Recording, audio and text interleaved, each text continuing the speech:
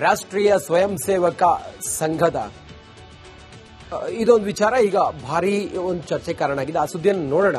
ಅದಕ್ಕಿಂತ ಮುಂಚೆ ನೋಡಿ, ಎಂಎಲ್ಎ ಆಗದೆ 9 ಬಾರಿ ಸಿಎಂ ಆಗಿದ್ದಾರೆ. ಒಂದೇ ಒಂದು ಬಾರಿ ಶಾಸಕರಾಗಿ 9 ಬಾರಿ ಮುಖ್ಯಮಂತ್ರಿ ಆಗಿದ್ದಾರೆ. ಏನು ಎತ್ತ ಅನ್ನೋದ್ರ ಬಗ್ಗೆ ಡಿಟೇಲ್ ಆಗಿ ಈಗ ಬಿಹಾರದ ಈ ರಣಕಣ ಏನು ಎತ್ತ ಅನ್ನೋದ್ರ ಬಗ್ಗೆ ನಾವು ನೋಡ್ತಾ ಹೋಗೋಣ ಬನ್ನಿ. ಬಿಹಾರದ ಚಾಣಕ್ಯ ನಿತೀಶ್ ಕುಮಾರ್ ಅಚ್ಚರಿಯ ಜರ್ನಿಯನ್ನು ನಾವು ನಿಮ್ಮ ಮುಂದೆ ತೆರೆದಿಡ್ತಾ ಇದ್ದೀವಿ. ಜನರ ಬಳಿ ತಮಗೆ ಮತ ಕೇಳಿ 21 ವರ್ಷಗಳೇ ಕಳೆದವು. ನಿತೀಶ್ ವಿಧಾನಸಭೆ ಚುನಾವಣೆಯನ್ನು ಗೆದ್ದಿದ್ದು ಒಂದೇ ಒಂದು ಬಾರಿ. 1985 ಹರ್ನೌತ್ನಿಂದ ವಿಧಾನಸಭೆಗೆ ಆಯ್ಕೆಯಾಗ್ತಾರೆ. ಸಿಎಂ ಆಗುವ ಮುನ್ನ 5 ಬಾರಿ ಸಂಸದರಾಗ್ತಾರೆ ನಿತೀಶ್. 2000 ಇಸ್ವಿಯಲ್ಲಿ ಮೊದಲ ಬಾರಿಗೆ ಸಿಎಂ ಆಗ್ತಾರೆ ನಿತೀಶ್ ಕುಮಾರ್.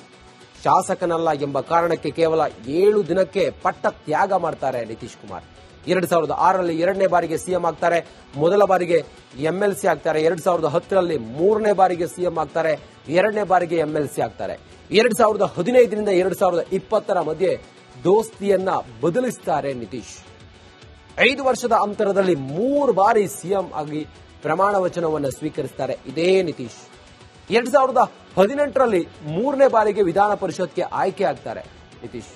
2020ರಿಂದ 2024ರ ಮಧ್ಯೆ 4 ಬಾರಿ ಮೈತ್ರಿ ಬದಲಾವಣೆ ಆಗುತ್ತೆ. 4 ಬಾರಿ ಸಿಎಂ ಆಗಿ ಪ್ರಮಾಣ ವಚನವನ್ನ ಸ್ವೀಕಾರ ಮಾಡ್ತಾರೆ ನಿತೀಶ್. ಒಟ್ಟಾರೆ ಶಾಸಕನಾಗದೆ 9 ಬಾರಿ ಸಿಎಂ ಆದ ನಿತೀಶ್ ಕುಮಾರ್ ನನ್ನ ಗಮನ ಒಂದೇ ಕ್ಷೇತ್ರಕ್ಕೆ ಸೀಮಿತಗೊಳಿಸೋದಿಲ್ಲ, ತಮ್ಮ ನಡೆಯನ್ನ ಸಮರ್ಥಿಸಿಕೊಳ್ತಾರೆ ನಿತೀಶ್. ಈ ರೀತಿಯ ವಾದ, ಈ ರೀತಿಯ ಆರೋಪ ಪ್ರತ್ಯಾರೋಪಗಳ ನಡುವೆ ಬಿಹಾರದ ರಣಕಣ ರಂಗೇರ್ತಾ ಇದೆ. ಬಿಹಾರದಲ್ಲಿ ಮತ್ತೆ ಎನ್ಡಿಎ ಮೈತ್ರಿಕೂಟ ಅಧಿಕಾರಕ್ಕೆ ಬರುತ್ತಾ ಅಥವಾ ಮೈತ್ರಿಕೂಟ ಎನ್ಡಿಎ ಅನ್ನ ಡಾಮಿನೇಟ್ ಮಾಡಿ ಅಲ್ಲಿ ಅಧಿಕಾರವನ್ನ ಸ್ವೀಕರಿಸುತ್ತಾ ಕಾದು ನೋಡಬೇಕಾಗಿದೆ.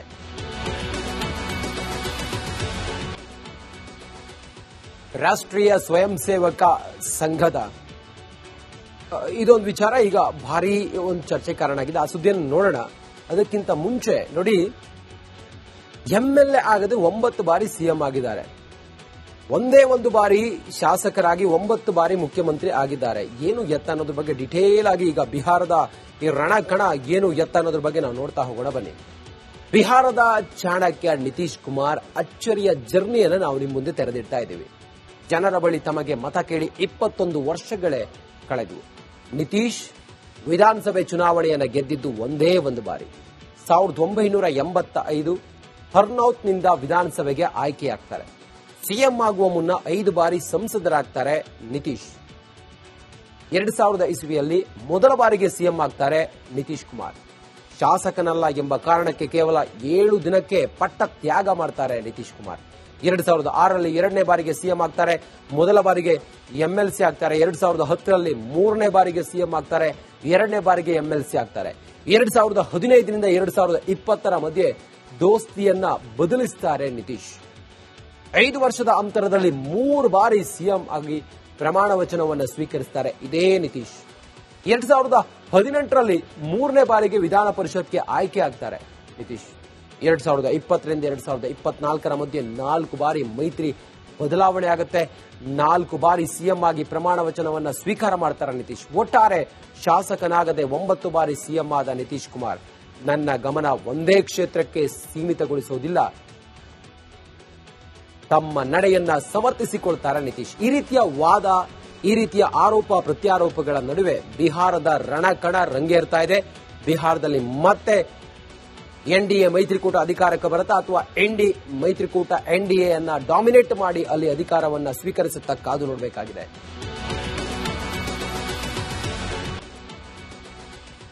ರಾಷ್ಟ್ರೀಯ ಸ್ವಯಂ ಸೇವಕ ಸಂಘದ ಇದೊಂದು ವಿಚಾರ ಈಗ ಭಾರಿ ಒಂದು ಚರ್ಚೆ ಕಾರಣ ಆಗಿದೆ. ಆ ಸುದ್ದಿಯನ್ನು ನೋಡೋಣ. ಅದಕ್ಕಿಂತ ಮುಂಚೆ ನೋಡಿ, ಎಂಎಲ್ಎ ಆಗದೆ 9 ಬಾರಿ ಸಿಎಂ ಆಗಿದ್ದಾರೆ. ಒಂದೇ ಒಂದು ಬಾರಿ ಶಾಸಕರಾಗಿ 9 ಬಾರಿ ಮುಖ್ಯಮಂತ್ರಿ ಆಗಿದ್ದಾರೆ. ಏನು ಎತ್ತ ಅನ್ನೋದ್ರ ಬಗ್ಗೆ ಡಿಟೇಲ್ ಆಗಿ ಈಗ ಬಿಹಾರದ ಈ ರಣಕಣ ಏನು ಎತ್ತ ಅನ್ನೋದ್ರ ಬಗ್ಗೆ ನಾವು ನೋಡ್ತಾ ಹೋಗೋಣ ಬನ್ನಿ. ಬಿಹಾರದ ಚಾಣಕ್ಯ ನಿತೀಶ್ ಕುಮಾರ್ ಅಚ್ಚರಿಯ ಜರ್ನಿಯನ್ನು ನಾವು ನಿಮ್ಮ ಮುಂದೆ ತೆರೆದಿಡ್ತಾ ಇದ್ದೀವಿ. ಜನರ ಬಳಿ ತಮಗೆ ಮತ ಕೇಳಿ 21 ವರ್ಷಗಳೇ ಕಳೆದವು. ನಿತೀಶ್ ವಿಧಾನಸಭೆ ಚುನಾವಣೆಯನ್ನು ಗೆದ್ದಿದ್ದು ಒಂದೇ ಒಂದು ಬಾರಿ.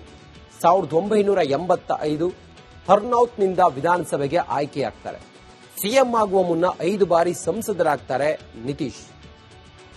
2000 ಇಸ್ವಿಯಲ್ಲಿ ಮೊದಲ ಬಾರಿಗೆ ಸಿಎಂ ಆಗ್ತಾರೆ ನಿತೀಶ್ ಕುಮಾರ್. ಶಾಸಕನಲ್ಲ ಎಂಬ ಕಾರಣಕ್ಕೆ ಕೇವಲ 7 ದಿನಕ್ಕೆ ಪಟ್ಟ ತ್ಯಾಗ ಮಾಡ್ತಾರೆ ನಿತೀಶ್ ಕುಮಾರ್. 2006ರಲ್ಲಿ 2ನೇ ಬಾರಿಗೆ ಸಿಎಂ ಆಗ್ತಾರೆ.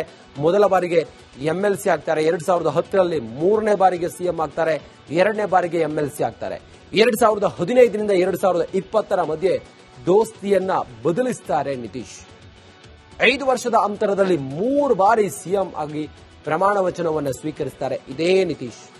2018ರಲ್ಲಿ 3ನೇ ಬಾರಿಗೆ ವಿಧಾನ ಪರಿಷತ್ಗೆ ಆಯ್ಕೆ ಆಗ್ತಾರೆ ನಿತೀಶ್. 2020ರಿಂದ 2024ರ ಮಧ್ಯೆ 4 ಬಾರಿ ಮೈತ್ರಿ ಬದಲಾವಣೆ ಆಗುತ್ತೆ. 4 ಬಾರಿ ಸಿಎಂ ಆಗಿ ಪ್ರಮಾಣ ವಚನವನ್ನು ಸ್ವೀಕಾರ ಮಾಡ್ತಾರೆ ನಿತೀಶ್. ಒಟ್ಟಾರೆ ಶಾಸಕನಾಗದೆ 9 ಬಾರಿ ಸಿಎಂ ಆದ ನಿತೀಶ್ ಕುಮಾರ್ ನನ್ನ ಗಮನ ಒಂದೇ ಕ್ಷೇತ್ರಕ್ಕೆ ಸೀಮಿತಗೊಳಿಸುವುದಿಲ್ಲ,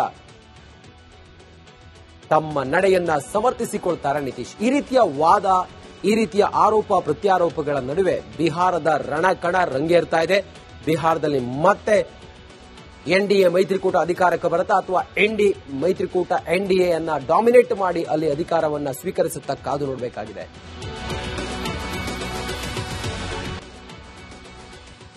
ರಾಷ್ಟ್ರೀಯ ಸ್ವಯಂ ಸೇವಕ ಸಂಘದ ಇದೊಂದು ವಿಚಾರ ಈಗ ಭಾರಿ ಒಂದು ಚರ್ಚೆ ಕಾರಣ ಆಗಿದೆ. ಆ ಸುದ್ದಿಯನ್ನು ನೋಡೋಣ. ಅದಕ್ಕಿಂತ ಮುಂಚೆ ನೋಡಿ, ಎಂಎಲ್ಎ ಆಗದೆ 9 ಬಾರಿ ಸಿಎಂ ಆಗಿದ್ದಾರೆ. ಒಂದೇ ಒಂದು ಬಾರಿ ಶಾಸಕರಾಗಿ 9 ಬಾರಿ ಮುಖ್ಯಮಂತ್ರಿ ಆಗಿದ್ದಾರೆ. ಏನು ಎತ್ತ ಅನ್ನೋದ್ರ ಬಗ್ಗೆ ಡಿಟೇಲ್ ಆಗಿ ಈಗ ಬಿಹಾರದ ಈ ರಣಕಣ ಏನು ಎತ್ತ ಅನ್ನೋದ್ರ ಬಗ್ಗೆ ನಾವು ನೋಡ್ತಾ ಹೋಗೋಣ ಬನ್ನಿ. ಬಿಹಾರದ ಚಾಣಕ್ಯ ನಿತೀಶ್ ಕುಮಾರ್ ಅಚ್ಚರಿಯ ಜರ್ನಿಯನ್ನು ನಾವು ನಿಮ್ಮ ಮುಂದೆ ತೆರೆದಿಡ್ತಾ ಇದ್ದೀವಿ. ಜನರ ಬಳಿ ತಮಗೆ ಮತ ಕೇಳಿ 21 ವರ್ಷಗಳೇ ಕಳೆದವು. ನಿತೀಶ್ ವಿಧಾನಸಭೆ ಚುನಾವಣೆಯನ್ನು ಗೆದ್ದಿದ್ದು ಒಂದೇ ಒಂದು ಬಾರಿ. 1985 ಹರ್ನೌತ್ನಿಂದ ವಿಧಾನಸಭೆಗೆ ಆಯ್ಕೆಯಾಗ್ತಾರೆ. ಸಿಎಂ ಆಗುವ ಮುನ್ನ 5 ಬಾರಿ ಸಂಸದರಾಗ್ತಾರೆ ನಿತೀಶ್. 2000 ಇಸ್ವಿಯಲ್ಲಿ ಮೊದಲ ಬಾರಿಗೆ ಸಿಎಂ ಆಗ್ತಾರೆ ನಿತೀಶ್ ಕುಮಾರ್. ಶಾಸಕನಲ್ಲ ಎಂಬ ಕಾರಣಕ್ಕೆ ಕೇವಲ 7 ದಿನಕ್ಕೆ ಪಟ್ಟ ತ್ಯಾಗ ಮಾಡ್ತಾರೆ ನಿತೀಶ್ ಕುಮಾರ್. 2006ರಲ್ಲಿ 2ನೇ ಬಾರಿಗೆ ಸಿಎಂ ಆಗ್ತಾರೆ.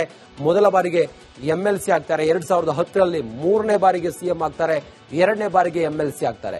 2015ರಿಂದ 2020ರ ಮಧ್ಯೆ ದೋಸ್ತಿಯನ್ನ ಬದಲಿಸುತ್ತಾರೆ ನಿತೀಶ್. 5 ವರ್ಷದ ಅಂತರದಲ್ಲಿ 3 ಬಾರಿ ಸಿಎಂ ಆಗಿ ಪ್ರಮಾಣ ವಚನವನ್ನು ಸ್ವೀಕರಿಸುತ್ತಾರೆ ಇದೇ ನಿತೀಶ್. 2018ರಲ್ಲಿ 3ನೇ ಬಾರಿಗೆ ವಿಧಾನ ಪರಿಷತ್ಗೆ ಆಯ್ಕೆ ಆಗ್ತಾರೆ ನಿತೀಶ್.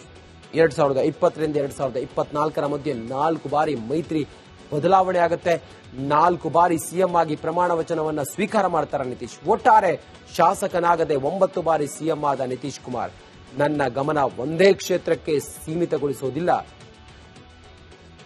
ತಮ್ಮ ನಡೆಯನ್ನ ಸಮರ್ಥಿಸಿಕೊಳ್ತಾರೆ ನಿತೀಶ್. ಈ ರೀತಿಯ ವಾದ, ಈ ರೀತಿಯ ಆರೋಪ ಪ್ರತ್ಯಾರೋಪಗಳ ನಡುವೆ ಬಿಹಾರದ ರಣಕಣ ರಂಗೇರ್ತಾ ಇದೆ.